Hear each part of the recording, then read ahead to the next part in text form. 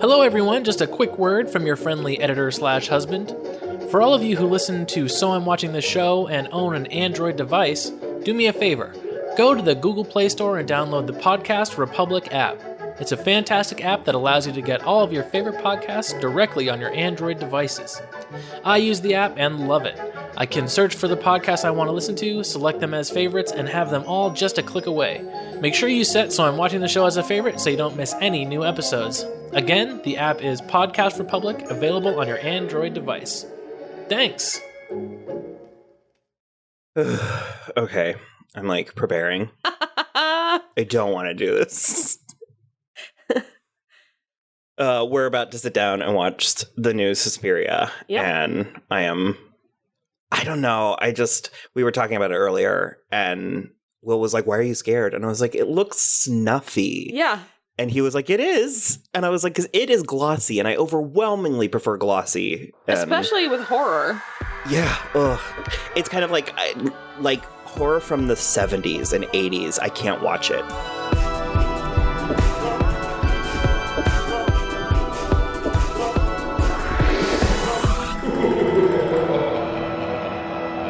Hello, everybody. I am Will. And I'm Kristen.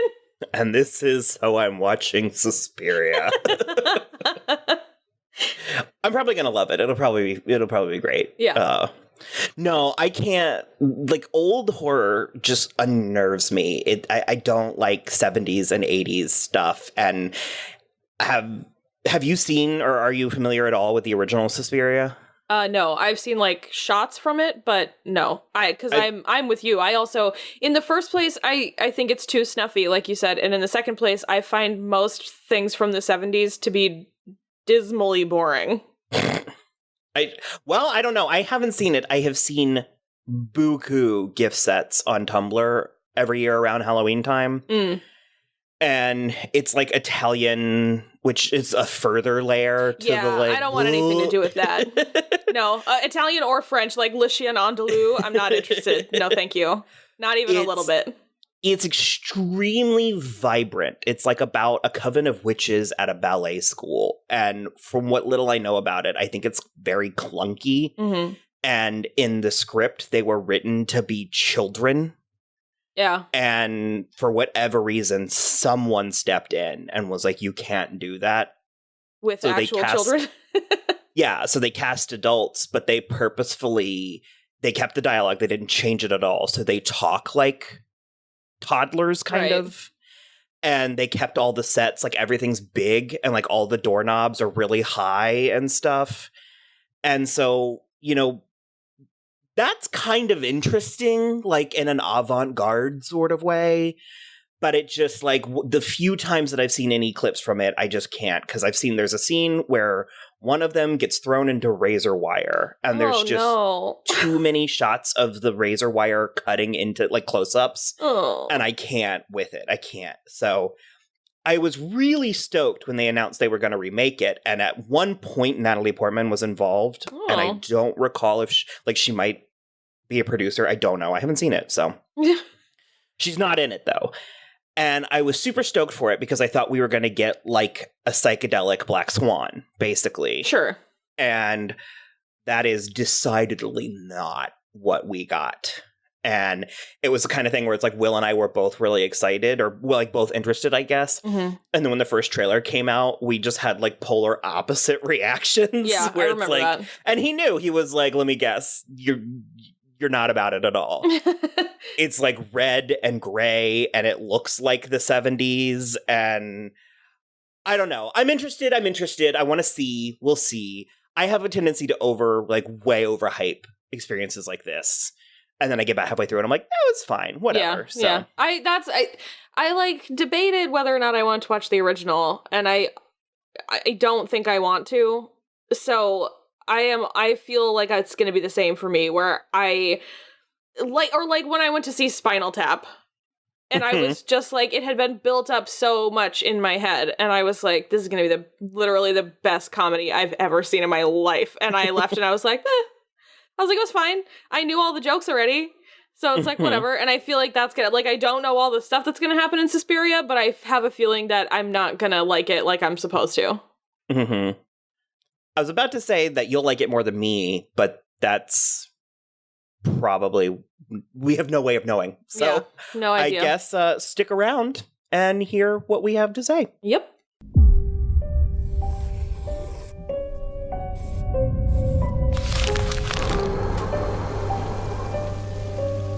When you dance the dance of another, you make yourself in the image of its creator. You have to decide, what is it you want to be for this company? There's more in that building than what you can see, Doctor.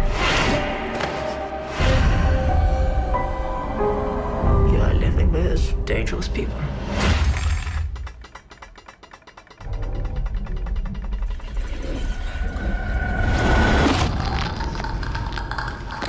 You're making some kind of deal with them. I don't know what you're talking about. I'm actually going to pull up the Wikipedia. Ooh. What the hell was that? I drank some water and then my throat gurgled. At least it's recorded. Yeah, I'll save. That's what I sound like now that I watch this movie. I'll save all your weird sounds to, be, like the noises. It'll just be you groaning, like spoiler alert, groan. Okay, so we are back, and in the interim, we instructed Will to join us on this episode because when the movie was over, I was like, "You're gonna need to talk to us," and he was like, "Are you mad at me? Do you want to grill me?" And I was like, "No, I just want to talk." I was like, "I just want to talk." That's exactly what someone who wanted to grill me would say. Explain yourself. America, explain. No, the little backstory that we didn't touch on is that Will saw it in the theaters last year, and we were too chicken shit, and he tweeted Suspiria at us for being too chicken shit. That's right, I forgot. And Suspiria liked it and razzed us. Yeah. And so he really liked it. Correct? You liked it? Yeah, I think it's great. What is that like? Okay, hold on. Okay, here we go. This is you lied to me. No, I have no concept of how I feel about this. And the problem is I would have to watch it at least once, if not two more times, in order to understand it. Sure. And there's not an amount of money in the world. No, yeah, that you literally could pay never me to do that. And so literally never. Also, I wish I hadn't been a chicken shit and just seen it in the theater last year so that I could have been a year out from this experience already. So you didn't like it, Kristen? I didn't like it either. And also, I wasn't scared ever. It was not scary to me at all. It was gross. It was, my personal opinion is I was immediately desensitized to it. Like I was scared a handful of times, but it was so much so, like it was so overwhelming that I was still like the first scene, diving right into spoiler stuff and all that. The first scene when I anticipated what was going to happen to Sarah, Olga. I was more sick to my stomach. Yeah. So it couldn't have been fear. Like because actually I only wrote down a handful of notes, but there were several parts in this movie and it's not when scary things were happening. It's like when they were walking through the street at night, going to the bar and stuff, where it gave me feelings of like dread and fear that I haven't felt since I was a child on like cold October nights. I can accept that. Do you know it's like you have to take the trash out and you have to get back before the monsters can get you? Oh, yeah. Okay, definitely. So parts of this movie gave me that. And I completely understand the artistry involved in it. Yes. And the performances, I mean, at this point, I feel like we don't even need to mention Tilda Swinton, but we do. She's so captivating in a way that is so off kilter. Yeah, no, that's fair. Does that... I agree too, because I think just based on like her physicality, she doesn't appear to be the type of person that you wouldn't be able to take your eyes off of, but you kind of can't take your eyes off of her. Well, she's stunning. She's beautiful in this alien manner. And it's like even through much of this movie, she's kind of dressed like a dowdy woman, but yet it had a strange glamour that I was mad at the movie for going into, that I just was like, I wanted it to be pretty and I wanted it to be, because something like Black Swan, which is, I would say, the most immediate comparison, Black Swan was very lavish. And this didn't have that at first glance. But then as I watched it more, it was very glamorous in this way that, when did it take place? Was it the early 80s? The late 70s, I think. It was 77. The first like chapter or whatever is called 1977. That took me all the way out, the chapter thing. Is that from the original or? No, it's not. No. Okay. Well, I want to give, and I mean this, for me at least, this movie cannot be described in terms as good or bad. I can't give you an I liked it or I hated it. I didn't enjoy the experience of watching it. But to go back to my initial question, tell me what it's like to like this movie. What do you like about this? Okay. It's not even necessarily the story of the movie, but I do think that is interesting, albeit kind of like, I don't know, strangely executed. It's weird. Like the story is weird, and it's a little bit there's a word that I'm looking for. Convoluted. It's a little bit convoluted. It's a bit hard to follow like all the names and stuff. So like that's not necessarily a thing that gets me. For me, it's the atmosphere it creates. So like the thing that you hated about it because it made you feel unsettled. I love that.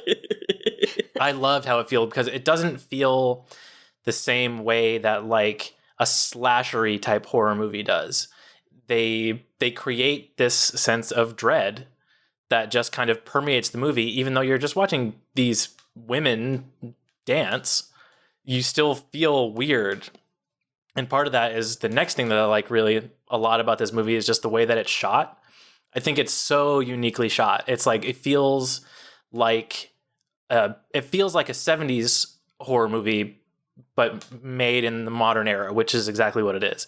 You can feel all like the advancements in like camera and stuff. They're able to do so much more, but they still do like loose zoom ins where like the camera kind of wobbles a little bit as they push in, as they snap in, and they do weird things with the like rack focusing. Like there's a shot kind of towards the beginning when Susie first shows up where they kind of whip pan over, like she comes in the door, it's like a wide shot, and she comes in the door and it kind of whip pans over to this mirror, or what you think is a mirror, and you can see the door, so you still see Susie in the shot because you're looking in the mirror, but then it like rack focuses and all of a sudden you can see Tilda Swinton behind it, like, staring at her, and you're like, oh, this woman that just came in has like an allure to this, matriarch of this house.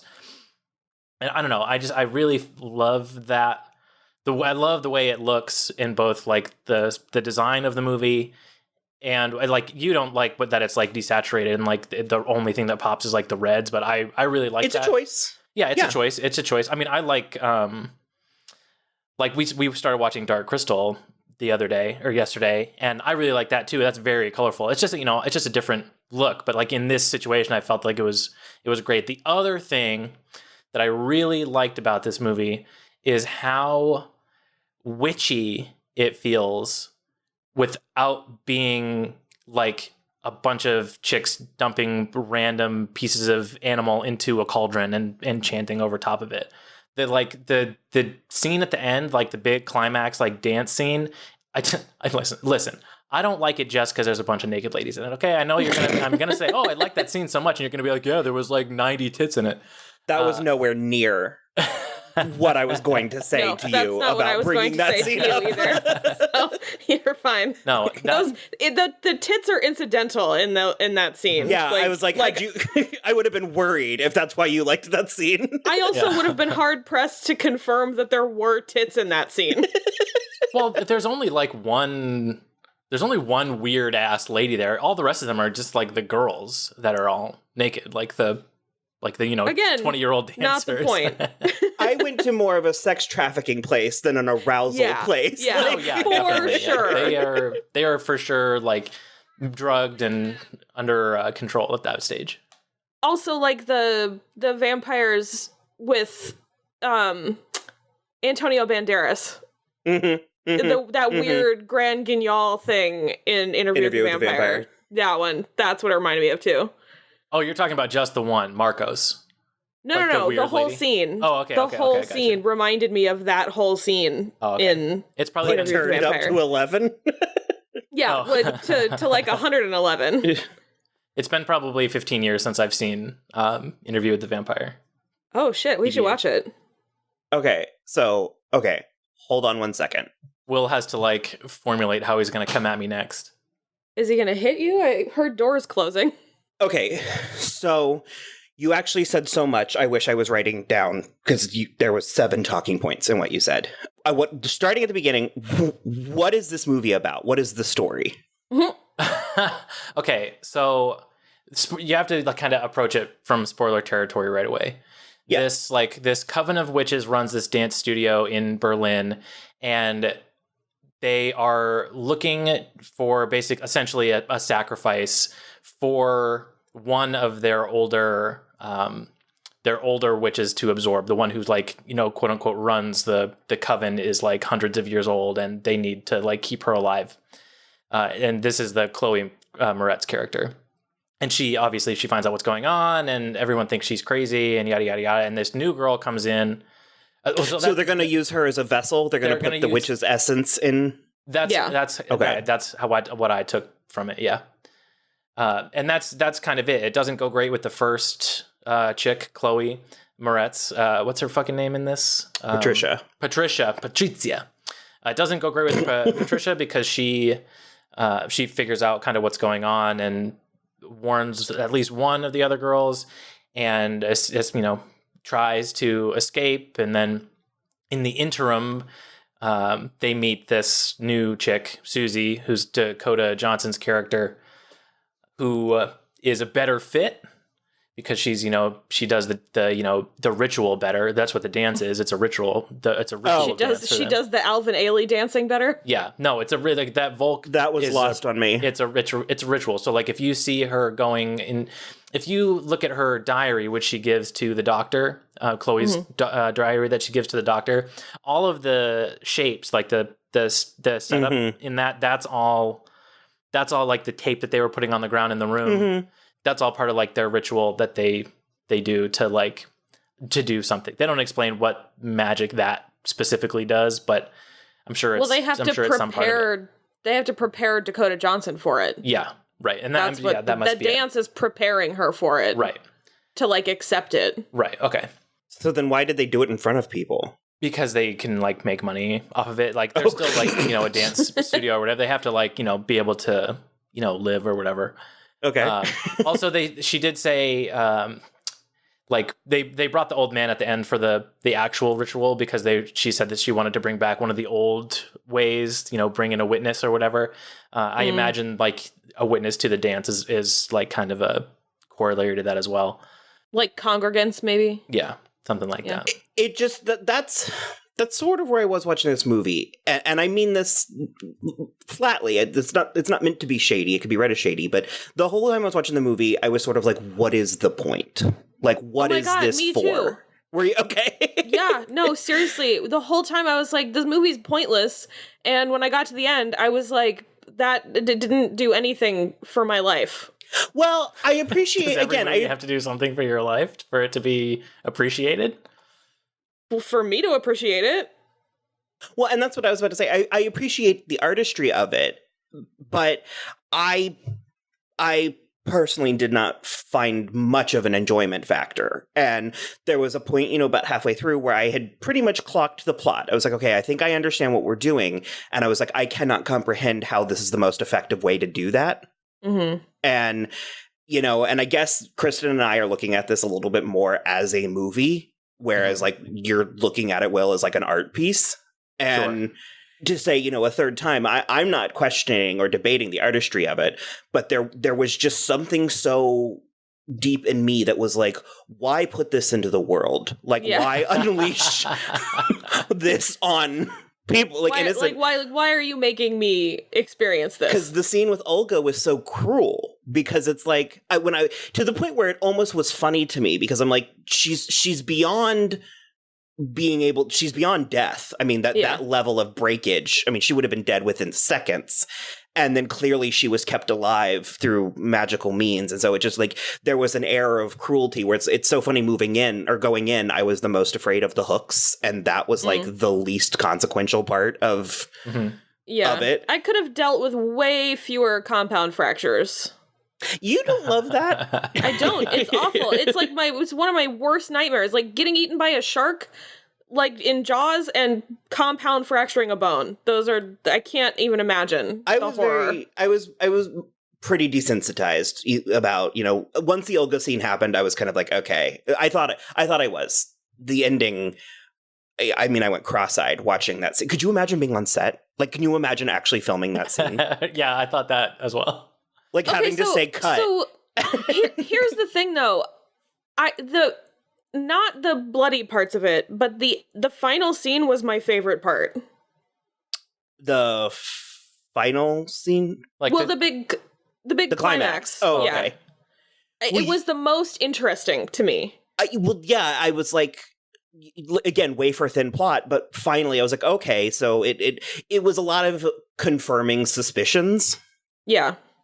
And, I'm in a place where I like to say, show me something I've not seen before. And well, this fucking did. Yeah. I mean, I've seen things similar, but not all of it all at once. I guess, and I mean, I'm not done. I feel like it sounds like I'm done, but I guess for my money, for my enjoyment, I would have liked this minus 30% or like slightly more commercial.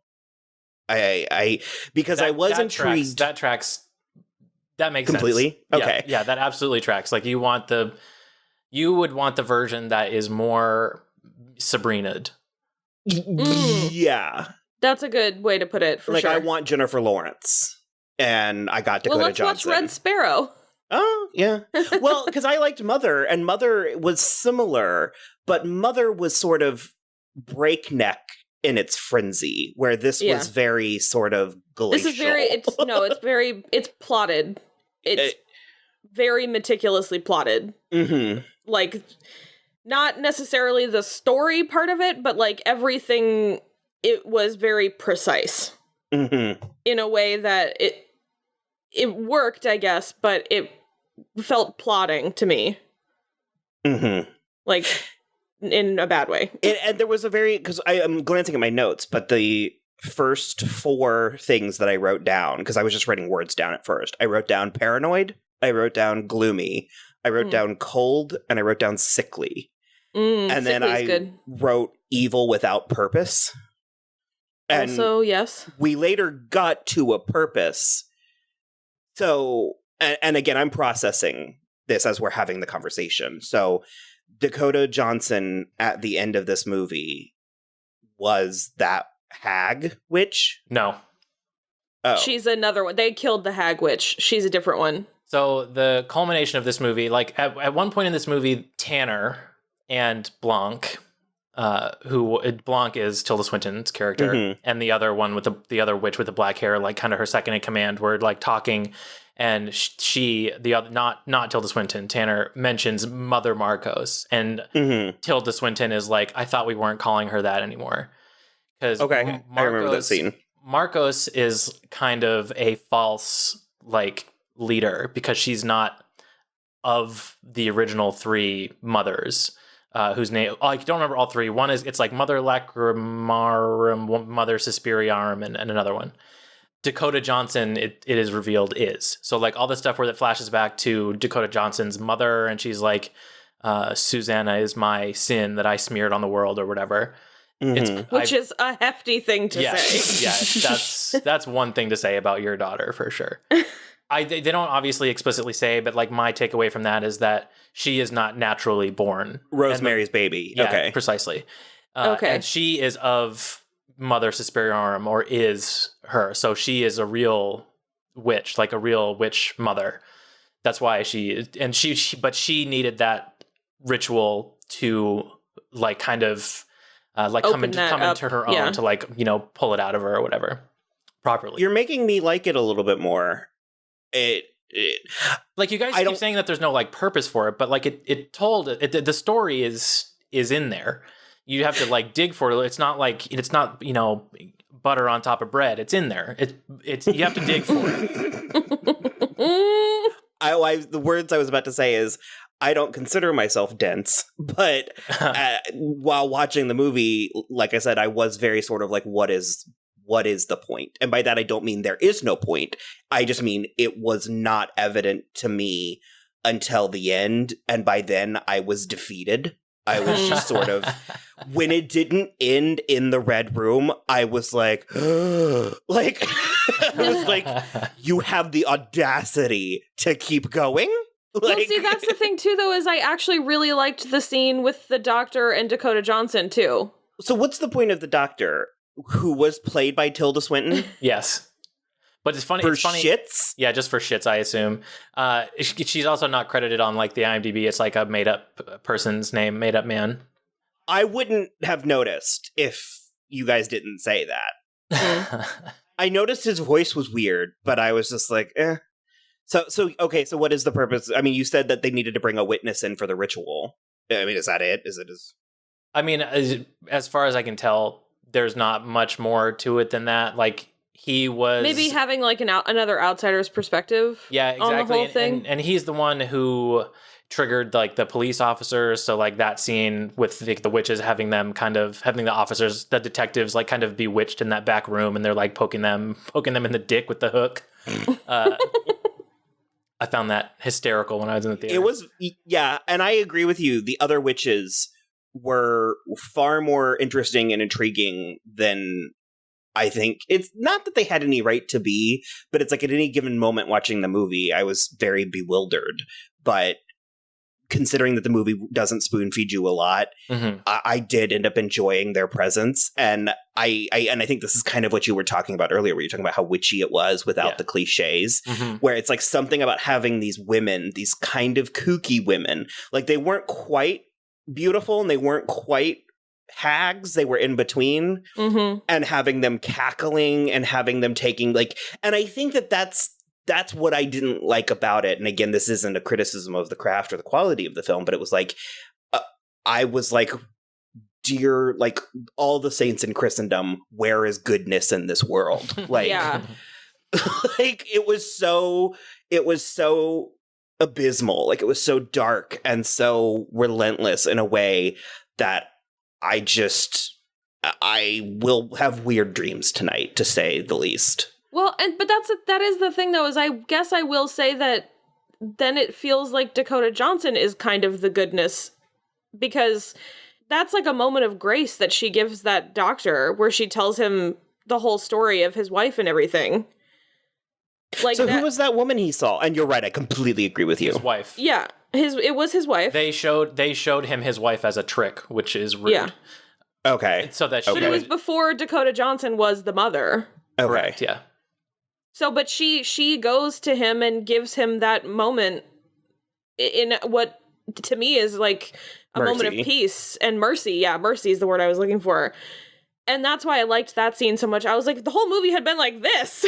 That movie. She also put the three girls out of their misery as well, because I almost made a joke because I was thinking the movie was done there. And I was going to be like, I too would like to die now. Yeah, like, right? I'm tired and I want to go to bed. And through the conversation, I'm determining, I don't know that I'll ever be at a place where I like the movie, but I am appreciating it a bit more.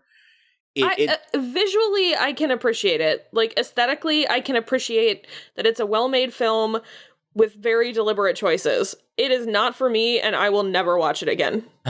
Well, it's actually so funny that you keep saying deliberate, because I know exactly what you mean by that, but I sort of feel the opposite. I feel like the movie needed to be more deliberate. Like, it's like, there is an intriguing story in it that I do wish was fed to me a little bit more. That I understand for sure.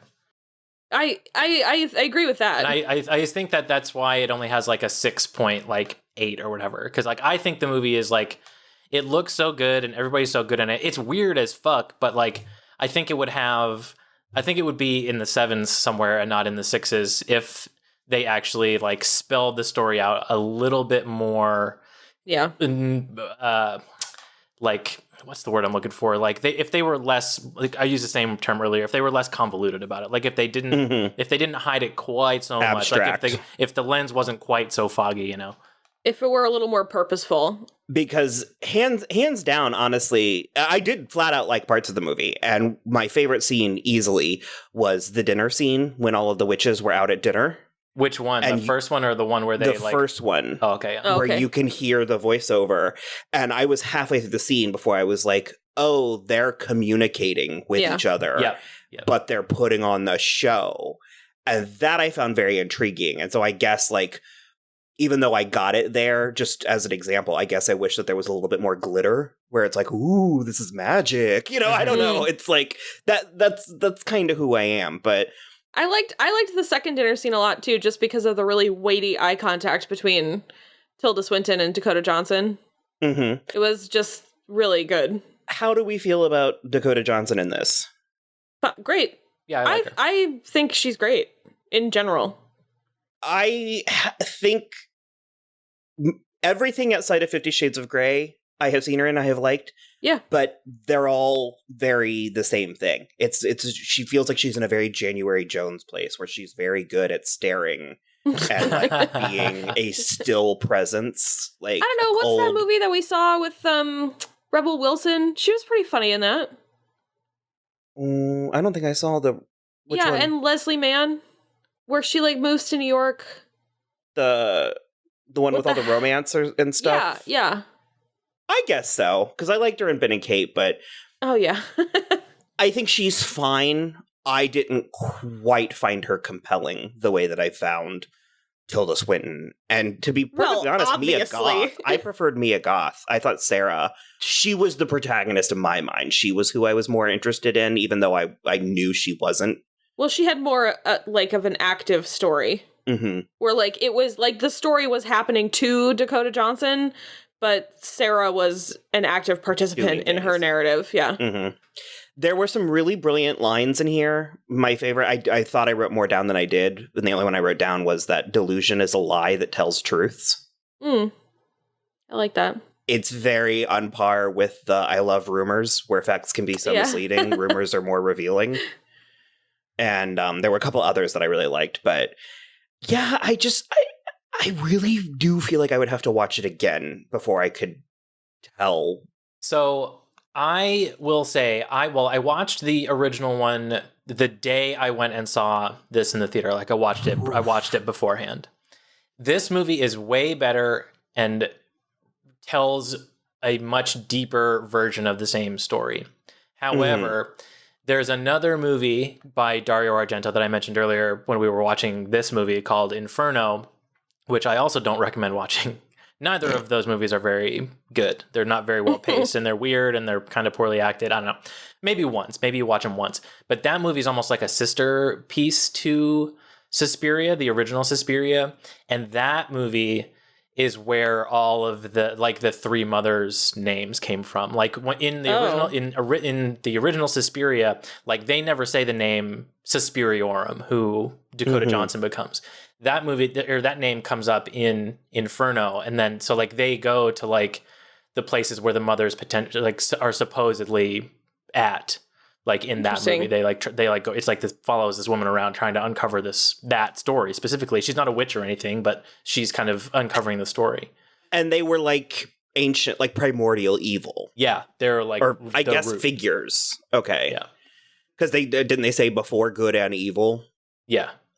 Okay, it's very vast mythology that I felt like I got too much of and not enough. Yeah. The moral of me mentioning the movie Inferno is that like I watched that after seeing this movie, and it enlightened my understanding of 2018 Suspiria's story a bit more. I was like, oh, okay. So this is kind of how it works. It's like a little bit more of the surface mythology about what they actually are and what they did and stuff.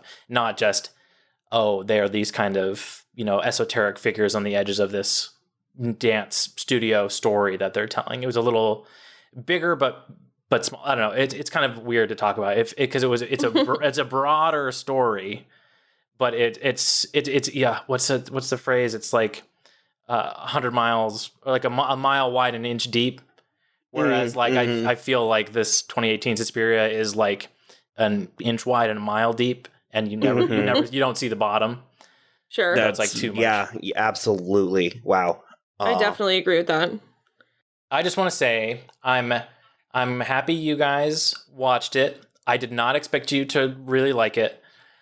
The reason that the thing that jumped out at me of why I was like, oh, they should watch this, specifically Will, was like the dancing for one, because I thought you would find it interesting. But like I thought the ending scene of the ritual was like so like unique and compelling, and like a totally like different unseen take on modern witches, that I was like, it's so its own thing on the kind of in this kind of a genre where we like where we watch things like Sabrina and fucking Vampire Diaries and shit like that. It's this kind of supernatural stuff. It's so unique, and it feels so much rawer than that, and so much like realer, that I was like, I think this needs to get seen at least once, just so you can be like, oh, that is it. I don't know. To me, it felt like if you took all the fancy clothes off the Vampire Diaries, you know what I mean? Like all of the layers off of it, and we're just like, oh, this is like, it's like, this is what like the TV shows are like based on. To me, it just felt like if you uncovered like a fucking like if you excavated a video out of the ground from a billion years ago of witch, like that's what witches were doing back then, and like this is what witches are still doing. You know what I mean? Like pagans. Like pagans, yeah. It just felt wildly real to me when I was watching it. That scene specifically, I was like, oh, so that's why I wanted you to watch it. That it was at the end of a 2.5 hour and 32-minute movie is a kind of a sad consequence of the whole situation, but I felt like that scene would be at least appreciated by you. That's what I was responding to the most about it, where that's where I found it scary, is because Sabrina and Vampire Diaries and, Teen Wolf and all that, there's rules and there's a map and there's a method to all of the madness, and this was insanity for insanity's sake, and you can't reason with that. So that's the part of me that made me feel scared, the way I used to be afraid of things when I was like 9, because when you were afraid of the dark when you were 9, you, at least for me, I didn't have something specific that I thought was going to happen. It was more the unknown, where I wasn't like, I think a serial killer got out and is now stalking around the left side of my house. Like, I hadn't gotten to that point of rationalization. And so this made me uncomfortable in a visceral way. Yeah, in a way that I had forgotten that feeling, and I didn't like having it dredged up. See, for me, when I watch a horror movie, like I've enjoyed horror movies that don't make me feel this way, but like if I feel like I need to shower after I see a horror movie, I'm like, man, that was good. Like that's the shit right there. There's not a lot of horror movies that can get that right. And I wouldn't exactly call this a horror movie either. There are like horror elements, but they're so compartmentalized. There's like, it's horrific. Yeah, absolutely. It's absolutely horrific. And it's very like, you don't see like, as for a 2.5 hour movie, there's like the one scene at the end that's very like horrific, and like the Olga scene, and like one more in there in the middle somewhere. Most of the time they're just like hinting at it. So it's not like a relentlessly scary movie, like a horror movie, Mm-hmm. So Kristen, did you start? Yeah, I kind of cut you off. I forgot what I was going to say. I just said closing notes. Anything that you wanted to? Oh, I did, yeah, because I was reading the trivia. Apparently, Dario Argento didn't like this at all. No. That checks. Yeah, I heard that. He did not like the new one at all. I'm trying to remember what he said about it now. Because there was like one... He probably said, why does it look like they're speaking with their real voices? Because his Italian movie that was made in 1979 was shot in English, but 100% dubbed in English. He said, it betrayed the spirit of the original film. There's no fear, there's no music. The film has not satisfied me so much. It is a refined film, like Luca Guadagnino who is a fine person. He makes beautiful tables, beautiful curtains, beautiful dishes, all beautiful, ... And that's it. His movie is shitty. Like, there is oh man. Okay, so the original Suspiria is very bright and colorful, like, but it fails in so many other ways. Like, it's a hard to follow story. The acting is pretty poor. It looks like it's shot on a soap opera soundstage. The dubbing is weird. The only way that this hell could be fresher is if it were also, like, littered with primary colors. I can't even imagine. No. And the thing is, like, it's very lit in a way that, like I said, like a soap opera is lit. Like, other than, like, the fact that they use, like, purple and blue gels in front of the lights a lot of the time in that original movie, it's not super interesting. Like, visually, the only thing that's interesting is, like, the production design and that specific element of the lighting. The rest of it is poor. And when I was watching it, I was like, what fucking year did this come out? And it came out in 1979, which is the same year that Alien came out. It's essentially came out at the end of, like, that Italian horror era. Yeah. And so, like, the rest of the world had moved on to, like, higher production value horror movies like Alien. And to me, it's black and white. Like, the original Suspiria is, I don't want to call it total dog shit. It's easy to say that, but It sounds like you do. It sounds like you want to a lot. I do want to say it definitely has elements. Well, like, the story, like I said, is kind of, it's reflected in the new one. Like, it's clearly very inspired. The new one is clearly very inspired by that original movie. It's just that this movie is so much better executed, and it's such a weird thing for that director to say. It sounds like it's kind of like when he was making that original Suspiria in 1979, he hasn't moved on with anybody else. Even since then, in the last 40 years, he has not moved on into modern era, because, like, this is such a good, like, representation of that story. Yeah. Is told in a modern way that there's no way that he has, like, you know, progressed as a filmmaker. Like, I feel like I need him to make a movie right now. Like, go make a movie and let me just see what you think is really great filmmaking right now. Like, I need to see your take. See, I think for me, the thing is, I want 2004's Suspiria. Like, can we get Stephen Sommers' Suspiria? God. Like, that's what I'm kidding. You need, only like, a little bit. For Dakota Johnson's character, it's like Christina Ricci, and Totally. and, like, the doctor is like Devon Sawa. You just want to see Casper. That's Crimson Peak. That's next week. True. That's true. Or last week, rather. So, okay. Well, I think that sounds good. Is there anything else we want to say? Nope. This episode was longer than I thought it was going to be already. So I'm a blabbermouth. You guys know that. You knew that when you signed me up. You asked for this. You did what we asked. you did exactly what we were hoping. So, okay, cool. All right. Well, as always, you can follow us on Twitter @SoI'mWatching, Instagram @SoI'mWatchingThis show. We're also on Facebook and Tumblr, So I'm Watching This Show. We're going to put some Radiohead on the playlist, the Spotify playlist. No, just Tom the, York. Just Tom York. Yeah, it's just Tom York, but instead of that, I'm gonna put the piano track that they do the dance to. Ding ding ding ding ding ding. Cool. Other than that, I guess you can just rate, review, and subscribe on iTunes or YouTube or Spotify or wherever you listen. And that's it for us. Cool. Bye. Bye. Bye.